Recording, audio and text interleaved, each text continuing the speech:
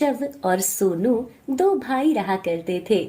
उनके पापा के पास अच्छे खासे खेत थे और अच्छी फसल हुआ करती थी, इसलिए उनके घर में किसी भी चीज की कोई कमी नहीं थी।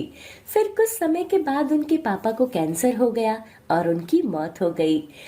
कुछ दिन दोनों भाइयों ने शोक मनाया और फिर सीधा खेत के बंटवारे पर आ गए। केशव बड़ा भाई था, इसलिए उसने सोनू को खेत का जरा सा टुकड़ा दिया, वो भी टमाटर की खेती का, क्योंकि वो जानता था कि टमाटर में बहुत ज्यादा मेहनत लगती है और उनकी काफी देखभाल भी करनी होती है।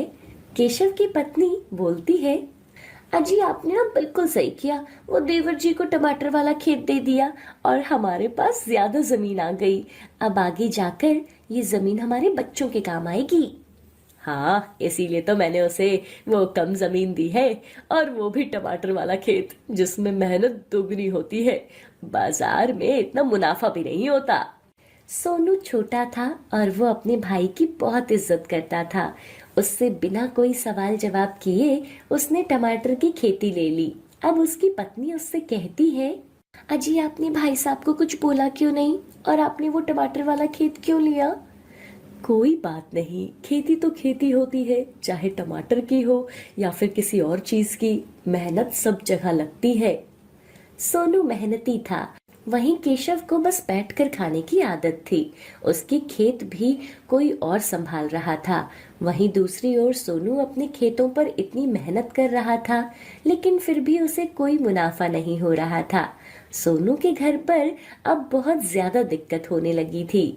उसके पास दो वक्त का खाना भी नहीं था, इसलिए वो अपने भाई से मदद मांगने के लिए उसके घर जाता है। भाई, मेरी फसल में मुनाफा नहीं हो रहा है, हालात भी काफी खराब चल रहे हैं। तुम कुछ दिनों के लिए मुझे थोड़े पैसे उधार दे दो, जब मेरी फसल अच्छी होगी तो मैं तुम्हें लौटा दूंगा। अरे भाई, मैं कहाँ से दूं? मेरे पास तो खुद ही पैसे नहीं है। घर में खुद खाने के लाले पड़े हुए हैं। मुझे माफ कर दे, मैं तुझे पैसे नहीं दे सकता। पर भाई, तेरी फसल तो बहुत अच्छी हो रही थी और मंडी में दाम भी अच्छे मिल रहे थे, फिर तू ऐसा क्यों बोल रहा है? बस भाई, बहुत हुआ। मैंने इतनी मेहनत, इतने पैसे तेरे लिए थोड़े ही रखे हुए हैं। भाई, अब हमारे खेत अलग है, इसलिए अब तू अपने रास्ते और मैं अपने रास्ते। ठीक है भाई, मैं चलता हूँ। सोनू को बहुत दुख हुआ कि उसका सगा भाई भी उसका साथ नहीं दे रहा था। फिर सोनू ने अपने टमाटर के खेतों में थोड़ी और मेहनत करनी शुरू कर दी, पर सोनू को कोई लाभ ही नहीं हो रहा था। अब उसकी पत्नी उससे बोलती है, अजी आप अपनी सेहत का भी थोड़ा ध्यान रख लिया करो ना, नहीं तो आपकी तबीयत खराब हो जाएगी। पूरे दिन धूप में मेहनत करते रहते हो। क्या तबीयत का ध्यान रखूं? अभी तो घर में खाने के लिए कुछ भी नहीं है। अगर ऐसे ही चलता रहा ना तो तुम्हारी और बच्चों की तबीयत खराब हो जाएगी, फिर मैं क्या करूंगा? कोई बात नहीं, आप चिंता क्यों करते हो, सब सही हो जाएगा, मैं आपके साथ हूँ। फिर एक दिन सोनू खेत में काम कर रहा था और एक बाघ उसके खेत में दौड़ते हुए अचानक से आ गया। उसे देखकर सोनू बहुत डर गया और पीछे हटने लगा और भगवान से प्रार्थना करने लगा, हे भगवान, वैसे ही घर में खाने के लिए कुछ नहीं है और अभी एक नई मुसीबत मेरे सामने आ गई। अगर मुझे कुछ हो गया तो मेरे परिवार का क्या होगा? भगवान, मेरी रक्षा करो। बाघ सोनू को कुछ नहीं कह रहा था और धीरे धीरे उसके पास आ रहा था। सोनू डरते हुए पीछे हट रहा था। तब बाघ तेजी से सोनू के पास आ गया और बैठ गया और बोलने लगा, डरो मत सोनू, मैं तुम्हें कुछ नहीं करूंगा। अरे, ये क्या चमत्कार है? ये बाघ कैसे बोल रहा है? मुझे बहुत भूख लगी है, मुझे पूरे जंगल में कुछ भी नहीं मिला, मुझे कुछ खाने को है तो दे दो। सोनू ने अपने घर के लिए कुछ टमाटर टोकरी में रखे हुए थे, ताकि वो उनसे अपने घर जाकर उसकी चटनी बनवाकर खा सके। फिर सोनू मन ही मन सोचता है, अरे, मेरे खेतों में तो आज थोड़े से ही टमाटर लगे हैं, वही मैंने अपने घर के लिए भी रखे हैं, मगर ये बेचारा बाघ तो भूखा है, मुझे इसकी मदद करनी ही पड़ेगी। वो सारे टमाटर बाघ को खाने के लिए दे देता है। तब बाघ बोलता है, तुम्हारा बहुत बहुत शुक्रिया सोनू, मैं जानता हूँ तुमने ये टमाटर अपने घर के लिए रखे हुए थे और तुमने वही मुझे दे दिए। अरे बोलने वाले बाघ, तुम्हें ये सब कैसे पता चल गया?